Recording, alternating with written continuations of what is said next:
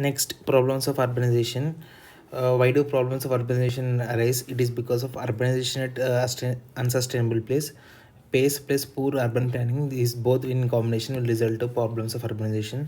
So why does urbanization happen at unsustainable pace? This is because to understand this, we must understand how urban areas emerge.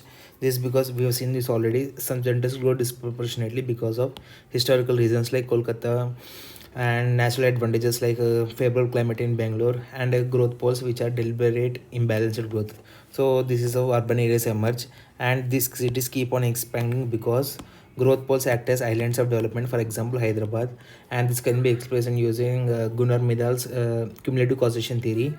Also, immigration, which can be explained by Ravenstein's laws. For example, this will lead to a diffusion of innovation and economic growth.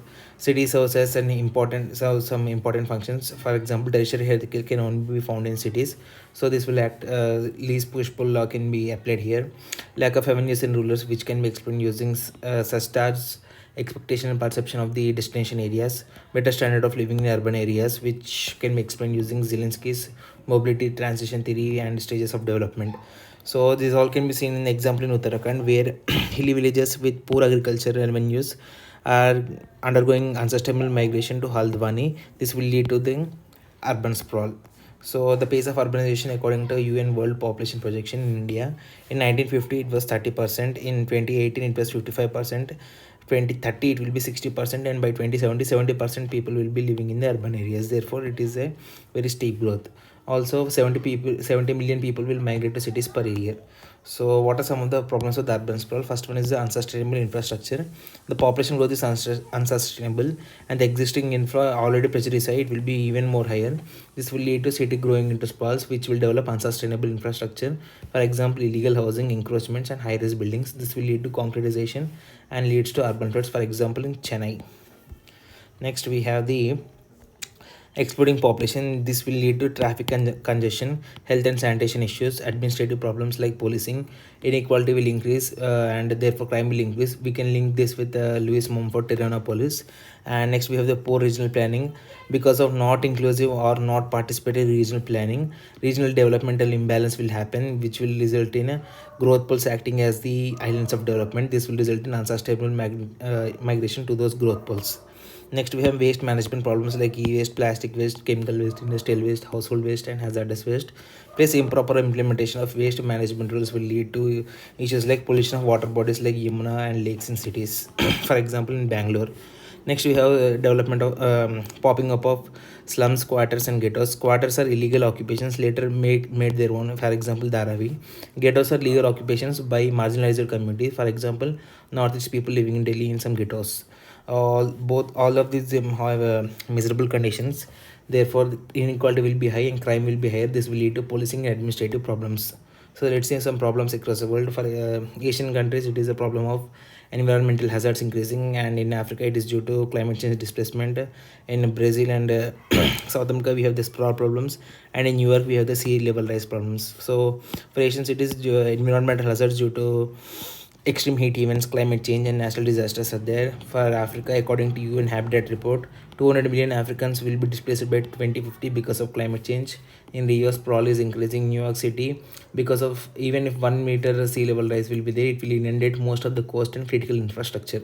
So ecological cost already exists in most of these cities. For example, concretization, loss of green space, pollution, air, water, and land pollution, waste management. All this will lead to more and more climate change, which will increase in more extreme events like heat waves and cyclones. This will further increase the ecological cost. This will further increase the climate change, and this will be a vicious cycle. Therefore, this gives a positive feedback. Now let's do a case study of the Rio de Janeiro, which has a sprawl problem with very high rate. This sprawl will lead to congestion, crime, land price increase, and waste management. Also, car ownership has gone up because of which CBD is further congested, and less than 2% of waste generated is recycled. So this is the case study of Rio de Janeiro. Then we have some of the solutions. First one is the smart urban transport solution system. This will lead to like use of renewable energy like e-vehicles, smart traffic management, and pollution reduction like implementing BS6, etc. Next, we have decentralized solutions like satellite towns. For example, if you develop Noida and Gurugram more and more, the pressure on Delhi will decrease. Therefore, we must develop tier 2 and tier 3 cities so that they can attract the population and improve the infra in those areas.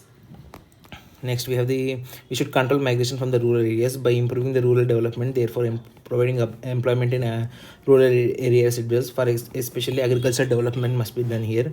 Next, a rural scheme that is providing urban amenities in the rural areas should be seriously looked into. Next, we have the city region planning, that is the administrative boundaries and sphere of influence of the cities, they must coincide so that we can plan ahead for the rural urban fringe. So this can also lead to estimation of the migrants, so this is very important. Next, we have the centralization solutions, that is redevelopment of, these are the decentralized solutions and these will be the centralized solutions, that is redevelopment of the central business district to address the congestion, for example rebuilding the Chandni Chowk. Also redevelop the green belts, for example, which was done in the Randstad conurbation to by increasing the living space. We can also see the case study of green belts in UK, where every urban area is surrounded by the green belt, like West Yorkshire, York, Merseyside, Nottingham, Bristol, Oxford, and Cambridge. So, because of these green belts around the urban areas, it will lead to containment of urban areas. Therefore, there won't be any outward development of the cities or coalescence with the neighboring cities like Bristol and Oxford. They won't coalescence, and no sprawl will develop in these RUF regions. Therefore, it will lead to less congestion and less pollution. Urban floods will be lower. And another thing we can look into is spawn city concept by China and garden city concept with the Singapore. Spawn city is basically letting the drainage system of the city be the way it is and develop the green spaces. Let the rainwater infiltrate into the city. Therefore, this is spawn city concept of the China.